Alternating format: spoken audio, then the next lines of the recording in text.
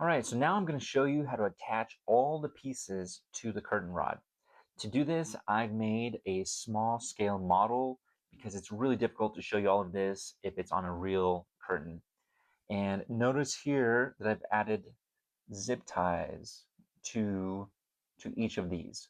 That's because if you're using a ring or back tap curtains, I really recommend attaching the carriages to the curtains first before pulling the rope through. So if, for example, if you had a ring, I would recommend adding this, connecting this to the very first ring of both curtain panels. So if this is the right panel, connect this one to this ring, and if this is the left panel, connect this one to the very first ring as well. So we're going to begin on the right side, right here, by zip tying this elbow to, to this side mount. Be sure that it's really as loose as possible. I know these can be a little short, but don't zip tie it too hard. Make sure that it can move around really as easily as possible. Next, what we'll do is we'll come over on this side and we're going to zip tie this piece as well to this mount here. And the orientation does not matter. So you can flip these screws that they're either direction and it'll be totally fine. Then what we'll do is we'll take our rope and we'll just take one end of the rope. You'll notice here that this rope is not frayed.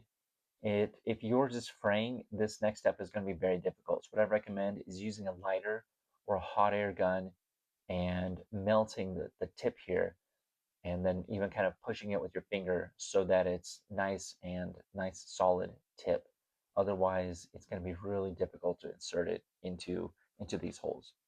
So what we'll do is we'll start by inserting it into this bottom hole right here. And I'm just going to go push that up, and it's going to come out this way. Then what we'll do is first we'll make sure that these are in the correct orientation.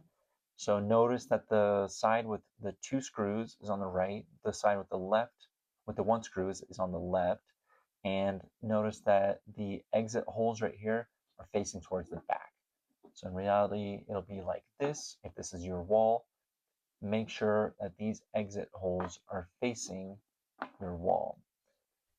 And what we'll do is we'll push this through this back hole right here and make sure that it exits and leave about an inch or so of slack. And then we're going to go ahead and tighten the screw down all the way until it reaches the very bottom. There we go. And now that's nice and tight. Then what we'll do is we'll take the other end.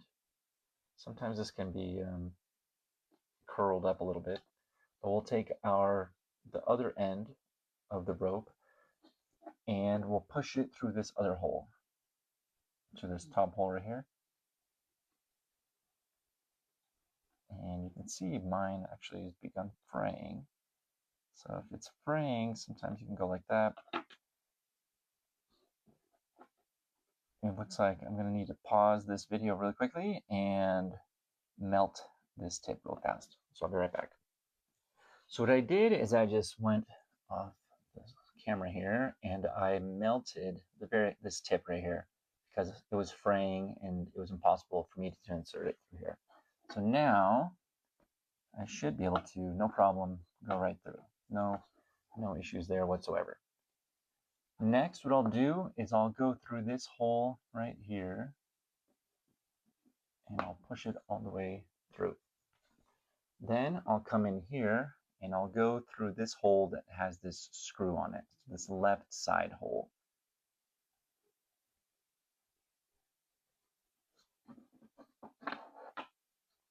Then I'll come on to this side, and what I'll do is I'll push this all the way through. This might be a little tricky to see. And then I'll push it right behind the pulley there. I'll pull it through, and then I'll take it and I'll push it through this hole in the back.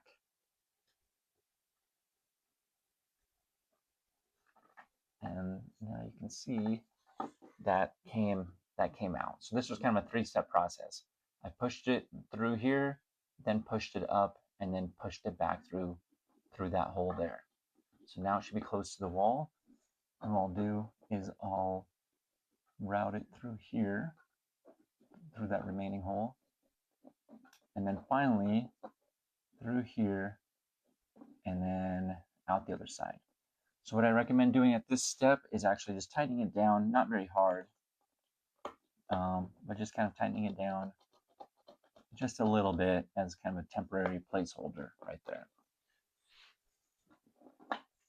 And now I have my rope, and it works by turning it. So notice that when I turn it, only this side is turning. This side is not turning. That's because this side has not been attached to the rope. That's what this screw is right up here. So what we'll do eventually at the very end is we'll use this rope to position the place in the middle. So if you're using two panels, which we are here, and let's assume that this is the very middle, what you'll do is you'll use the rope to move this to the middle, just like that, and then you'll move this one right here to the middle there, and then tighten this one down,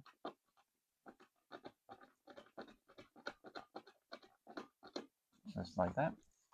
And so now when you turn the motor, it opens and closes both sides at the exact same time.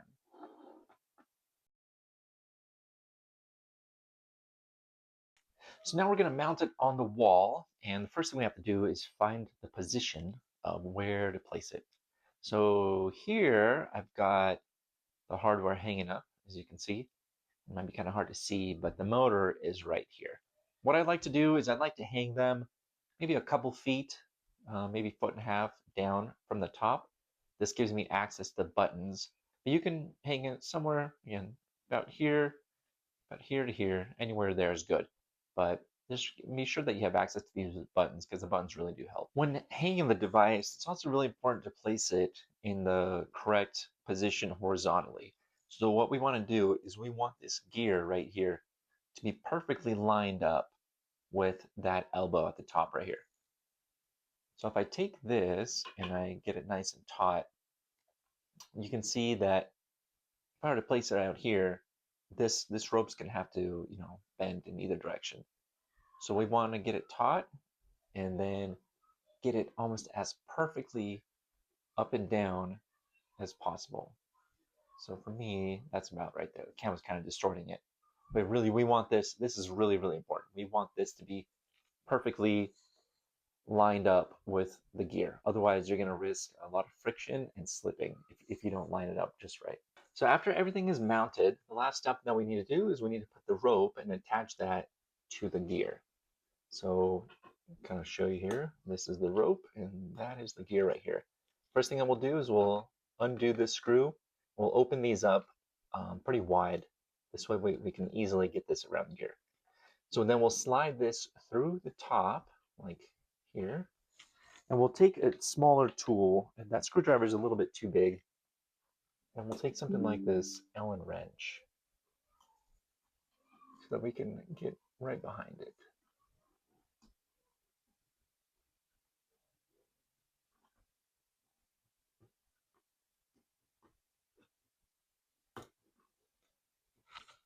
Just like that. And we'll put these back together and clamp them down.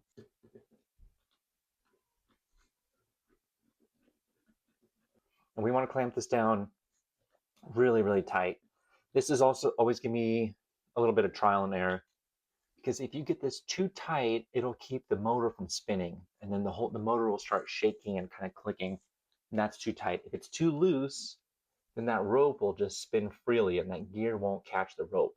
So really what you want to do is you want to get it as tight as possible without going too tight. And the only way that you'll actually be able to figure this out is to open and close the curtain multiple times and see what's happening. See if the rope is slipping or see if the motor is catching.